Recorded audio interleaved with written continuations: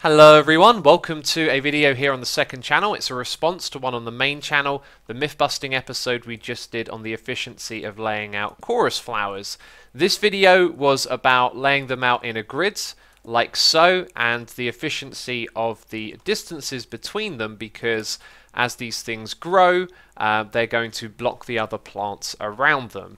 Now, the biggest thing that people seem to have an issue with was my choice of what to call efficient. Remember, I'm investigating something specific, which is the distance between each of the plants, and the further out you go, the more growth you get and the more stuff grows. That's the efficiency that I'm looking at.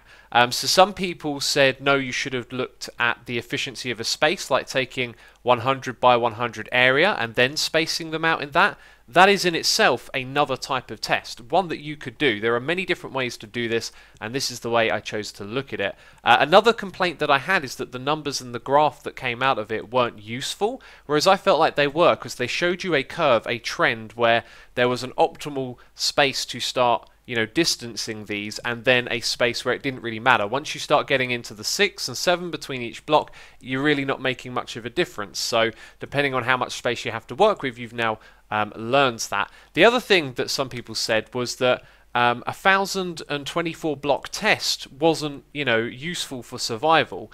It is, because what we're getting out of testing it with such a large sample size is a more accurate reading back. We're not really looking at the specific numbers, we're looking at the averages and percentages, because they will also translate to a smaller scale. Now, you could make the argument that the ones on the edge of the grid get to grow a little bit further out because there's nothing on the other side to block them. That would technically be true, and in a larger space, like if your grid was going to be a 3 by 3 space like this, then that's the most efficient way to lay it out, because the alternative is one block.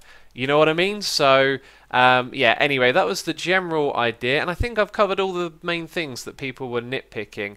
And oh no, there's one thing that I've missed, is alternative layouts. I really wanted to do this, by the way, to do diagonals. Something, actually I feel like, yeah, something like that would have been really fun to test. Also, there's probably other ways to do this as well, but there's an example of how we could have done it. And the reason why I didn't is because of time. I initially set out to do this test, and then after it do diagonal like this, and then if I had more time I would investigate further. Turns out loading and closing all of these worlds and counting stuff with MC Edit is really tedious, and the hours just kept ticking by. And when I sort of got to the end of it, at my final tests, I was scrambling to get the final bits of the video put together so I could upload it in time.